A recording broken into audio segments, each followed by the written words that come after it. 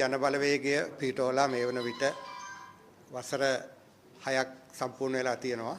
2020 පෙබරවාරි 5 සමගි ජනබලවේගය පිහිටෙව්වා. ඒ වගේම සමගි සේවක සංගමය ඊට මාස 6කට පසුව එනම් 2020 ඔක්තෝබර් මාසේ 5 වෙනිදා පිහිටෙව්වා. සමගි සේවක සංගමයේ සංවත්සරය මේ මාසේ අපි 23 වෙනිදා මාර්තු මාසේ 23 වෙනිදා මෙම පරීක්ෂේදී පක්ෂයේ ප්‍රධාන කාර්යාලයේදී පවත්වන අපේ පක්ෂයේ නායක සජිත් ප්‍රේමදාස මැතිතුමා සහ පක්ෂයේ මහලේකම් රංජිත් මන්දුම් බණ්ඩාර මැතිතුමාගේ ප්‍රධානත්වයෙන් පවත්වන්න අපි තීන්දුව කරලා තියෙනවා. මෙම ස්ථානයේ මෙම පක්ෂ කාර්යාලයේදී පස්වෙනි සංවත්සරය සමගි සේවක සංගමයේ පැවැත්වෙනවා. මේ වෙන විට අපේ සේවක සංගමයේ ඊටම සාර්ථකව සමාජිකයන් 20000කට වැඩි සමාජිකත්වය ලබාගෙන ඉතාමත්ම ක්‍රමානුකූලව වැඩ කරගෙන යන බව මම සතුටින් ප්‍රකාශ කරනවා.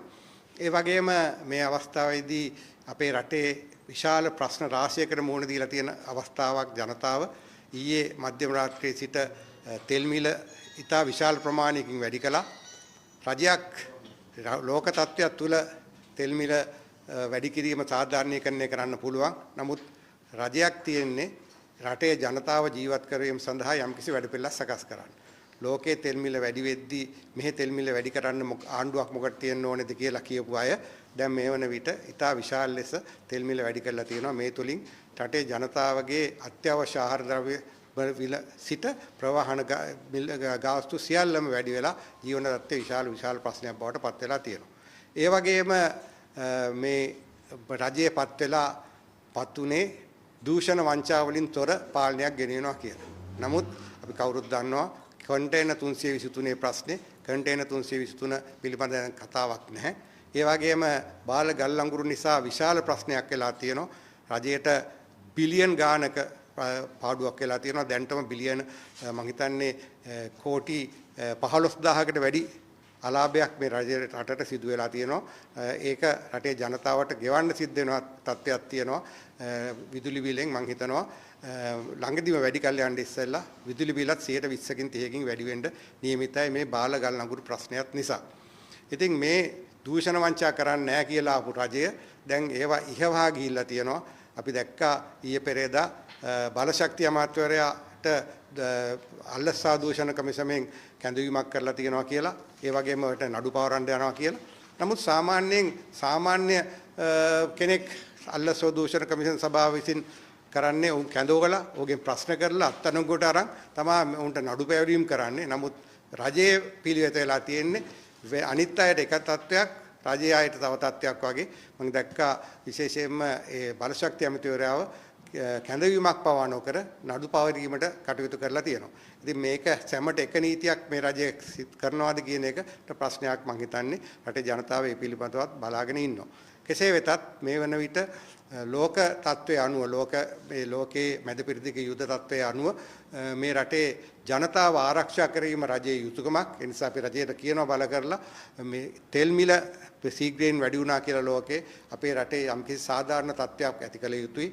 මම හිතන්නේ ගෑස් බිලත් සීග්‍රයෙන් වැඩි වෙයි ළඟදී නම්ම.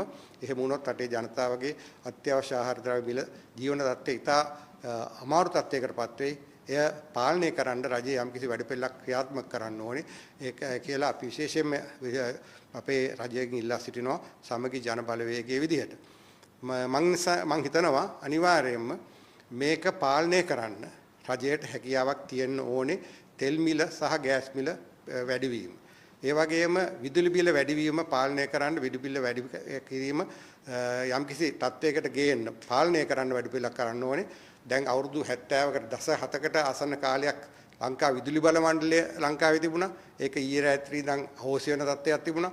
විදුලි බල මණ්ඩලය අහෝසි කළ යුතුයි නොකළ යුතුයි කියලා පාර්ට බැස්ස වෘත්තීය සමිතියක් තිබිච්ච රජයක් දැන් බලයටපත් වෙලා තියෙනවා. නමුත් දෛවයේ සරදමකටද කොහෙද ඒ ආණ්ඩුවටම සිද්ධ වුණා විදුලි බල මණ්ඩලය ආයවර කරන්න. ඒකටත් සමගි ජන බලවේගයේ විරෝධය ප්‍රකාශ කරනවා. පුද්ගලික ආයතන රජයේ සතුයි කියලා කියනවා. ඒවට ඒ සියලුම පුද්ගලික ආයතන රෙජිස්ටර් කරලා තියෙන්නේ ලියාපදිංචි කරලා තියෙන්නේ මේ සමාගම් පනත යටතේ සමාගම් පනත යටතේ ලියාපදිංචි කරපු ඕනෙම එකක් ඕනෙම අවස්ථාවක පුද්ගලිකකරණය කරන්න පුළුවන්.